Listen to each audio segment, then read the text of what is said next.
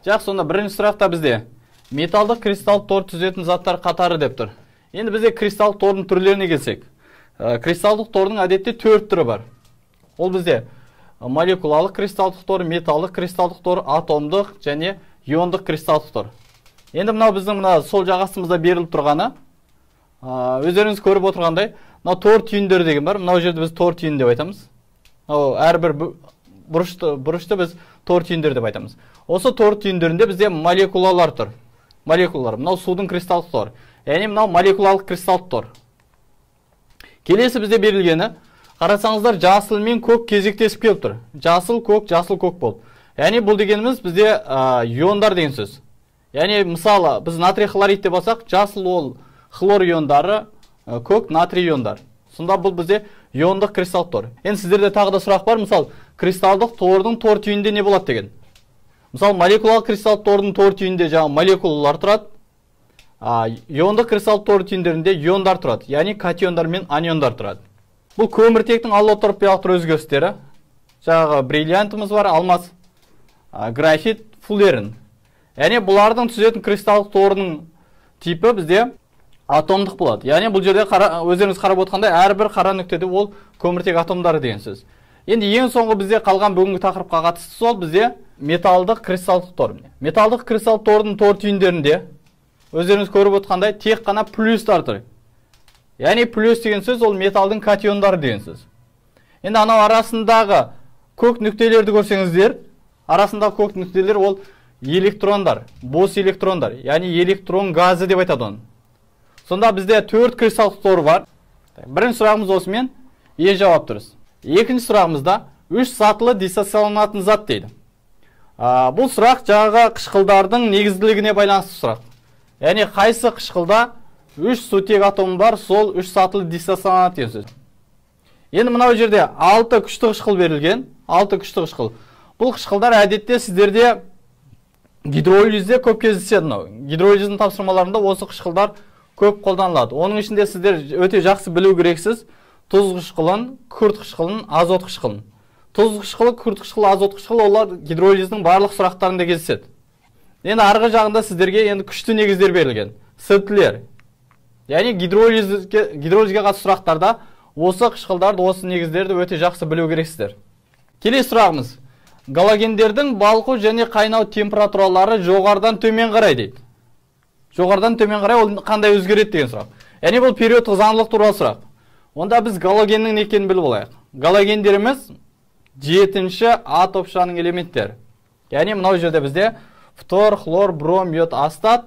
Яғни бұларымыз галогендер. Енді бізге сұрап отырғаны галогендердегі балқу және қайнау температурасы жоғарыдан төмен қарай өзгереді дейді. Жоғарыдан төмен, яғни фтордан астатқа дейін.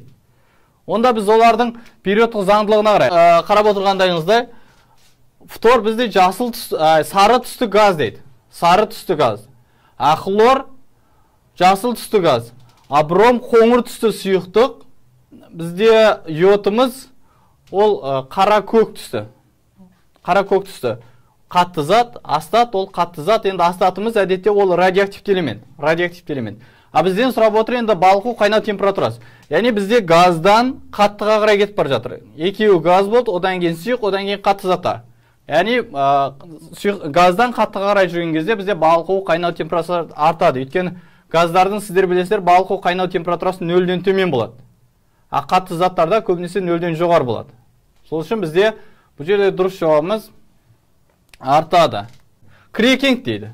Енді крекинг өздеріңіз мынау жерден көріп отқандарыңыздай, жоғарғы алкандардың, көміртек саны көбірек алкандардың өзі қыздырған жағдайда өзара бөлінуі.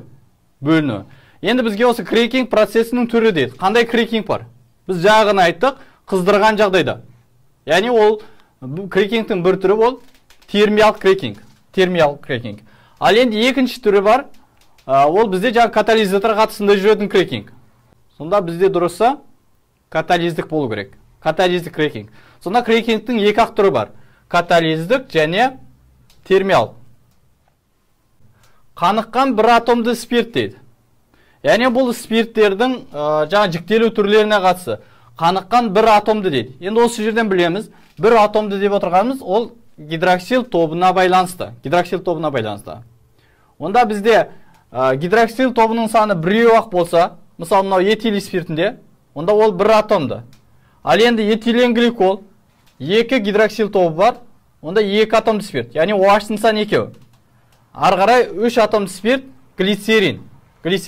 Сонда спирттер әдетте OH-тың саны бойынша, гидроксил тобының саны бойынша 1 атомды, 2 атомды, 3 атомды, тіпті көп атомды болып бөлінеді.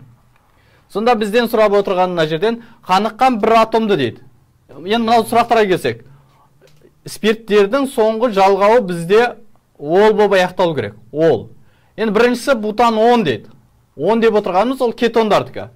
Екіншісі акрилян. Үшіншісі, ол жерде 10 деген ешқандай жалғау жоқ. Үшіншісі этан диол 1-2 дейді. Диол деп отыр. Яғни ол жерде мынау этилен гликолды айтып отыр. 2 гидроксил тобы бар. Одан кейін пропан триол 1-2-3. Яғни ол бізде глицеринді айтып отыр. Глицеринді. Ең соңғысы 3 метил бутанол 2. 3 метил бутанол 2. Яғни біздің дұрыс жауабымыз осы 3 метил бутанол 2. Мынадай көмірсутек берілген алкан. Осының аталуын жазу керек сияқты.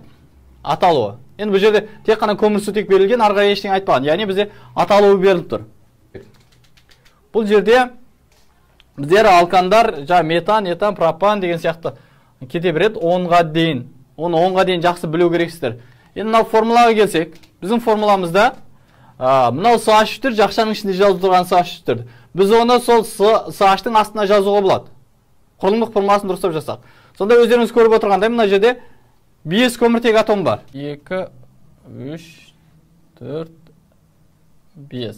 5 көміртек атом бар. Енді бізде мына метил топтарымыз. Ол екінші және үшінші көміртекте тұр. Онда біз мына жерде дұрыс атауымыз 2,3 диметил пентан.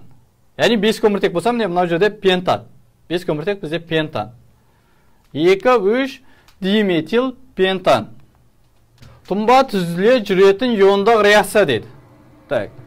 Тұнба түзілу үшін бізде ергіштік кестесін білу керекпіз. Яғни немесе ергіштік кестесін қолдану керекпіз. Дұрыс жауабымыз А жауабында. Яғни күміс фосфаты, аргентін мүш, ПО4 тұнба. Ал енді аргентін фосфатының түсі қандай? Күміс фосфатының түсі қандай? Күміс фосфатының түсі сары түсті болу керек. Яғни сары тұнба. Оны сіздер білу керексіздер. Келесі, газ бөліне жүретін ион алмасу реакциясы. Жалпы бізде ион алмасу реакциясында 3 параметрі бар. Ол жаңа тұнбаның бөлінуі, екінші газдың бөлінуі, үшінші әлсіз электролиттің бөлінуі. Әлсіз электролитте біз көбінесе суды, өте көп жағдайда, мысалы ОБТ-да көп жағдайда ол су келеді. Енді сонда газ бөліне жүретін ион алмасу реакциясы бізде ол жаңа карбонатпен. Яғни ол жерде калий хлорита, көмірқышқыл газы және су түзіледі. Енді бізде бұл жерде бөлінетін газымыз көмірқышқыл газы. Көмірқышқыл газы жаңа табиғатта біз адам тыныс алғанда бөлеміз, одан фотосинтез арқылы оттек бізге береді, біз қайтадан СО2 бөлеміз. Бұл табиғаттағы айналымы. Енді одан басқа бізде көмірқышқыл газын сіздер өте жақсы білесіздер. Оның ешқандай түсі, иісі болмайды. Ол мынау күнделікті өмірде барлық завод фабрикалардан немесе машиналардан ол ең көп бөлінетін газ. Келесі бізде пропанол 2 тотыққанда түзіледі дейді. Спирт егер біріншілік болса, біріншілік спирттерден альдегид түзіледі. Біріншілік спирттерден, естеріңізде болсын. Мына пропанол 2-міз, мына көріп тұрғанымыздай CH ол 2 көміртекпен байланысып тұр. Онда бұл екіншілік спирт. Онда екіншілік спирт тотыққанда не түзіледі? Екіншілік спирттен шығады кетон. Мынау жерде теңдеу берілген. Пропанол 2-ден пропанон шығу керек. Немесе ол біз жақсы білетін ацетон шығу керек. Ацетон. Келесі бізде 3,4 диметил пентин 1-дің біріншілік көміртек саны дейді. 3,4 диметил пентиннің формуласын жазу керек біз. Оған дейін біз біріншілік деген не екенін біліп алайық. Бізде көміртек атомдары 4 ретті болады. Жаңа спирттерде ол 3-ақ. Спиртте 3. Себебі жаңа спиртте біреуінде бір көміртекте үнемі гидроксил тобы тұрады. Сол үшін спирттерде 4-ші спирт деген жоқ. Ал енді көміртек атомдарында, жай көміртек атомда 4-шілік көміртек атом дегенде бар. Оны біз неге қараймыз? Мысалы, мынау жерде CH3, мынау CH3'іміз. Мынау CH3 бізде 1-шілік деп тұр. Себебі ол тек қана мына CH2 мен ғана байланысқан. Яғни ол 1-шілік, 2-шілік, 3-шілік, 4-шілік дегеніміз, ол көміртек тікелей неше көміртекпен байланысып тұр дегенге қараймыз. Сонда бізде метил тобымыз, ол бір ғана көміртекпен байланысып тұр, онда ол 1-шілік. Ал енді бізде екінші мысал CH2'міз, ол мына жағында CH3 пен байланысып тұр, және CH пен байланысып тұр. Екі жағымен де байланысып тұр. Онда бұл бізде 2-шілік. Сонда 1-шілік, 2-шілік, 3-шілік, 4-шілік деп отырғанымыз осы. Яғни біз қарастырып отырған көміртек, мысалы кез келген бір көміртекті алсақ, мысалы мынау көміртекті алсақ, мынау көміртекті. Бұл бізде тек қана CH пен байланысып тұр, онда бұл 1-шілік. Ал енді бізде мынау CH-ті қарасақ, CH-ті алсақ. Бұл CH3 пен, CH2 мен, және мынау үстінде тұрған С мен байланысып тұр. Сонда бізде бұл 3-шілік көміртек атом. Жалпы мынау түсінікті ғой сіздерге. 1-шілік, 2-шілік, 3-шілік, 4-шілік. Мысалы, мына көкпен тұрған көміртек, ол 4 жағында көміртекпен байланысып тұр. Онда ол бізде 4-шілік. Енді біздің 3-4 диметил пентин бірге келейік. 3-4 диметил пентин бір. Онда бізде пентиніміз ол 5 көміртек болу керек. 3, 4, 5. Енді бізде пентин 1, яғни бірінші көміртекте бізде 3 байланыс бар. Пентин деп отыр бізде, 3 байланыс бар. Енді үшіншіде метил бар, және төртіншіде метил бар.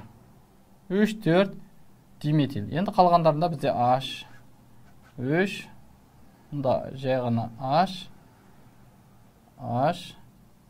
мынау жерде ешқандай сутек болмайды, өйткені 4 болып тұр. Мынау жерде H. Осылай. Енді осыдан көріп отырмыз. 1-шілік көміртек атом нешеу? Ол бізде мына 3 CH3 1-шілік. Сосын тағы да екінші бір көңіл бөлетін нәрсе, мынау жерде бізде 3 байланыс тұр. Мынау жерде 3 байланыс тұр. Бірақ 3 байланыс болғанмен, мына ең шеткі CH3-ті алсам, ең шеткі CH-ті алсам, ол тек қана мына С мен ғана байланыс тұр. 3 байланыста осы бір С мен ғана болып тұр. Сол үшін мынауда бізде 1-шілік болады. Сонда жалпы 1-шілік көміртек атом бізде 4-еу болу керек.